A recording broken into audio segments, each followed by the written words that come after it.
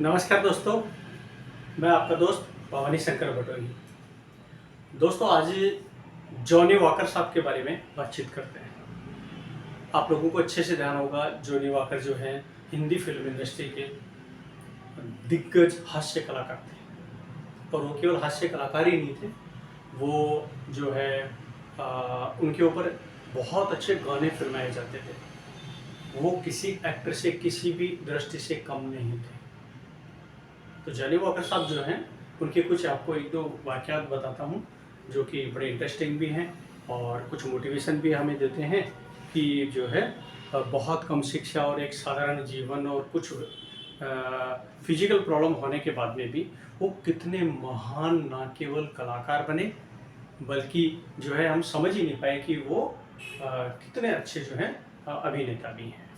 उसके आनंद जाहिर है कि उन लोगों ने ज़्यादा लिए हैं जो आज की डेट में मैं कहूँ कि 40+ के जो लोग हैं वो जॉनी वॉकर साहब को अच्छे से जानते होंगे, क्योंकि उसके बाद नई जनरेशन ने तो जाहिर है कि दूसरे जो है जॉनी लीवर वगैरह जो हैं उनको देखा है उन्होंने। इन 40+ के जो लोग हैं उन्होंने उस समय की जो फिल्में हैं जॉनी वॉकर साहब की वो डेफिनेटली देखी होंगी और आनंद लिया होगा। और जब जॉनी वॉकर साहब मूवी के अंदर आते थे तो एक अलग तरह का उस समय का जब दृश्य आता था तो एक माहौल चेंज हो जाता था, चाहे उनका गाना हो या उनकी किसी तरह की कॉमेडी हो। तो आपको थोड़ा उनकी अनछुए एक दो पहलू आपको मैं बताता हूँ जो कि हो सकता है मेरे ख्याल से नहीं होगा अच्छे खासे जनमानस को जानकारी। जॉनी वॉकर साहब जो है उनका नाम बदरुद्दीन काजी था।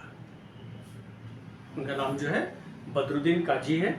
और वो जो मुंबई की जो बेस्ट कहलाती है, जो बेस्ट का मतलब जो वहाँ की रोडवेज है, जो लाइफ लाइन है वहाँ की ट्रांसपोर्ट की, उसके अंदर वो कंडक्टर थे। स्टार्टिंग के अंदर वो कंडक्टर बने और जो कंडक्टर बने ना दोस्तों, वो भी बड़ी इंटरेस्टिंग चीज़ें हैं कि वो जब कंडक्टर जब बने तो उनके बड़े बहुत इच्छा हुई, उनकी बहुत खुशी हुई उनको कि चलो ठीक है, मैं क्या बोलते हैं पूरा मुंबई घूम लूँगा, रोडों के नाम याद कर लूँगा।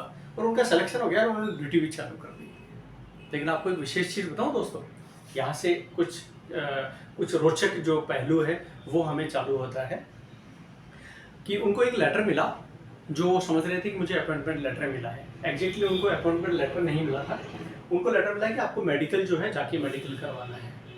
तो ठीक है, उनको कहाँ दिक्कत है, मेडिकल उस समय जो है देश आज़ादी के बाद में जो है क्या बोलते हैं छोटी छोटी क्लिनिक वगैरह हुआ करती थी। एक क्लिनिक के ऊपर वो मेडिकल करवाने के लिए जाते हैं वहाँ पर। जब वो मेडिकल के लिए जाते हैं तो डॉक्टर उस समय आए नहीं थे। उन्होंने वहाँ के स्टाफ से पूछा, डॉक्टर साहब कब तक आने वाले हैं? बोला 15-20 मिनट में आने वाले हैं। उनकी एक विशेष चीज़ बताता हूँ पहले, क्योंकि ये उससे कनेक्टेड चीज़ है। ये इसको बताने से पहले दूसरी लाइन मुझे बतानी पड़ेगी। उनकी 5 साल की उम्र से उनकी एक आंख से बिल्कुल दिखाई नहीं देता था। जी दोस्तों, आप बिल्कुल सही सुन रहे हैं। जिनको आपने गानों के ऊपर एक्टिंग करते हुए आपने देखा है, जिनको कॉमेडी करते हुए आपने देखा है, सर जो तेरा चकराए या दिल डूबा जाए, आजा प्यारे पास हमारे, काहे घबराए, ऐसे कलाकार के बारे में आप सोच नहीं सकते कि उनकी एक जो है वो लेफ्ट आई जो है उनकी उससे बिल्कुल नहीं दिखाई देता था 5 साल की उम्र से।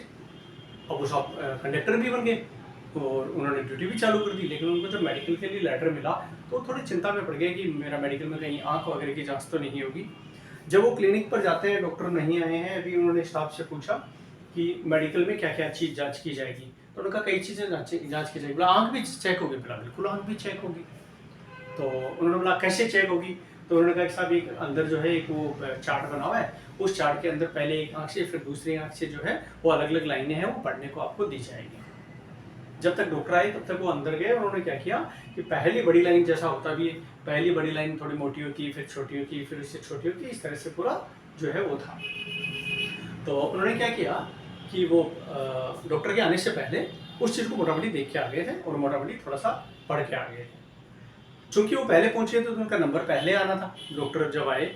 लेकिन हुआ ये कि और जो लोग मेडिकल के लिए आए थे वो जॉनी वॉकर साहब क्या करते, बदरुद्दीन काजी साहब कहूँगा मैं भी, जॉनी वॉकर वो बाद में बने हैं। उन्होंने क्या किया कि जो है बाद में आने वालों को कहा आप पहले जाइए, आप पहले जाइए, आप पहले जाइए। तो उन्होंने क्या किया, तो जब वो वहाँ जाके मेडिकल टेस्ट हो रहा था और उनकी आंखों को जब चेक किया जा रहा था तो जॉनी वॉकर साहब चुपचाप ये कैच कर रहे थे कि उन्होंने क्या क्या बोला। और वो रट रहे थे उन लाइनों को कि मुझे अंदर जाके उन्हीं चीज़ों को रिपीट करना है। मतलब तो उन्होंने अपने क्या क्या सबकॉन्शियस माइंड में क्या फीड कर लिया, उनको एक तरीके से उसको रट लिया उन्होंने। जब दोस्तों जानी वाकर साहब का, बदरुद्दीन जी का, काजी साहब का जो नंबर आया उसके अंदर मेडिकल के लिए, डॉक्टर ने उनको जिस आंख से दिखाई देता था, राइट वाली, उससे उनको पढ़ने के लिए बोला गया। लेफ्ट वाली को क्लोज कर दिया, तो उन्होंने ऊपर की लाइनें बड़े आराम से पढ़ी थी। जब उन्होंने राइट आई दवाई, लेफ्ट से बिल्कुल नहीं दिखता है, तो उन्होंने क्या किया कि वो जो नीचे की लाइनें थी वो पहले याद कर चुके थे। वो विशेष बात आप देंगे, और उन्होंने एग्जैक्ट वन शॉट जो है वो उन्होंने वो लाइन को बोल दी।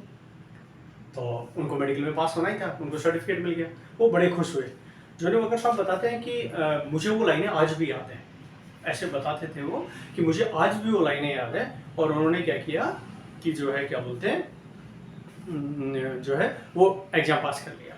तो आप देखें उनकी, आप उसको चतुराई भी कह सकते हैं, उनकी समझदारी भी कह सकते हैं, उनका दिमाग भी कह सकते हैं कि उन्होंने पूरे उसको जो है फ्रेम को याद कर लिया, और जो दिखाई बिल्कुल नहीं दे रहा है उस आंख से भी उन्होंने प्रॉपर जो है वो उन्होंने एग्जैक्ट बोल दिया, जिसके बिहार पर उनको जाहिर है कि नौकरी मिल गई।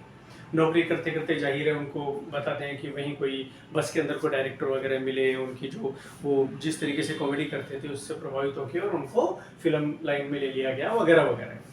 उसके बाद भी क्या हुआ कि वो एक फिल्म के अंदर जो है उनको, जब वो उनकी पहली फिल्म जब शुरू हुई तो उनका बदरुद्दीन काजी नाम था। तो जैसा कि जो दिलीप कुमार जी का मोहम्मद यूनिस जी या यूनुस जी जो नाम था, उसी तरह से उनका नाम बदलने के बाद भी कि भाई ये नाम थोड़ा सा सूट नहीं हो रहा है, फिल्म इंडस्ट्री के अनुसार सूट नहीं हो रहा है, इसको कुछ बदला जाए, क्या नाम रखा जाए। तो पता है उन्होंने क्या किया, उन्होंने एक बहुत विशेष चीज़ उन्होंने ये बताई कि वो कहते थे मैं जब माहिम मुंबई में रहता था तो हमारे बगल में जब मैं रास्ते से जाता था तो एक शराब की दुकान थी, और वहाँ पर एक जॉनी जो है जॉनी वॉकर के नाम से एक शराब आती थी, और वो जो शराब आती थी उसका एक पोस्टर लगा हुआ रहता था। उस पोस्टर के अंदर जिस बंदे को विज्ञापन में दिखा रखा था वो एक पाँव से इस तरह से था बढ़ता हुआ। तो जॉनी वॉकर साहब कहे वहाँ बोले कि साहब वो जो बंदा है उसका एक पाँव बढ़ा हुआ था, हर वक्त तो एक तरीके से यूँ नजर आता था चलता ही जा रहा है। तो उन्होंने कहा जॉनी वॉकर के नाम से क्या था, वो शराब की ब्रांड थी और उसका कार्टून वहाँ पे लगा हुआ था।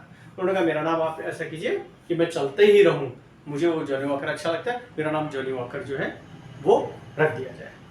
ठीक है साहब, फिल्म इंडस्ट्री के अंदर वो क्या बन गए, वो जॉनी वॉकर बन गए। और दोस्तों ताज्जुब की बात ये है, विशेष चीज़ आपको मैं ये बताऊं कि उन्होंने अपनी ज़िंदगी के अंदर कभी भी जो है ड्रिंक नहीं की। उन्होंने क्या किया, पूरी ज़िंदगी के अंदर कभी भी जो है वो उन्होंने ड्रिंक नहीं की। जिन्होंने शराब की बहुत ज़्यादा एक्टिंग की, बिल्कुल एक तरह से शराबी के रोल किए, उन्होंने अपनी ज़िंदगी में कभी शराब को बिल्कुल टच भी नहीं किया। विजय तिवारी जी का एक शेर है जो जॉनी वॉकर साहब के लिए उन्होंने लिखा था, पीने को एक कतरा नहीं पी, पीने को एक कतरा नहीं पी कभी शराब, पर्दे पर सारी उम्र शराबी बने रहे। है ना बड़ी बात। जरूरी नहीं है कि शराब पी जाए, बिना पिए भी बहुत कुछ इंसान एक्टिंग भी कर सकता है, बहुत कुछ तो कर ही सकता है, उसकी कला भी कर सकता है। तो उनके एक दो गाने आपको मैं बताता हूँ कौन कौन से थे, जो लोग जानते हैं उनके लिए तो बढ़िया ही है। एक गाना था, जाने कहाँ मेरा जिगर गया जी, अभी अभी इधर था किधर गया जी, है ना। इसको हल्का सा गुनगुना देता हूँ मैं, जाने कहाँ मेरा जिगर गया जी, अभी अभी इधर था किधर गया जी, है ना। इस तरह से था। तो कुल मिला के आशा करता हूँ आपको ये अच्छा लगा होगा। चैनल सब्सक्राइब कीजिए, आपको फिर किसी एक बड़ी हस्ती के जीवन के बारे में फिर कुछ आपको जो है वो जानकारी नेक्स्ट किसी वीडियो में फिर दी जाएगी। जाते जाते एक शिक्षा की बढ़िया सी चीज़, चीन के एक कवि थे, बहुत बड़ी हस्ती भी थे वो चीन के अंदर किसी दौर के अंदर। उनका कहना था दूसरों को जानना बुद्धिमानी है, दूसरों को जानना बुद्धिमानी है, लेकिन खुद को जानना सच्ची बुद्धिमानी है। इसलिए अपने आप से थोड़ी बात करनी चाहिए, अपने आप से गुफ्तगू करनी चाहिए, कोशिश करनी चाहिए खुद को थोड़ा पहचाने, इनर साइड को समझे कि क्या कहना चाह रहा है। थैंक यू दोस्तों, आपका दोस्त भवानी शंकर बटोई, लेखक कवि। धन्यवाद दोस्तों।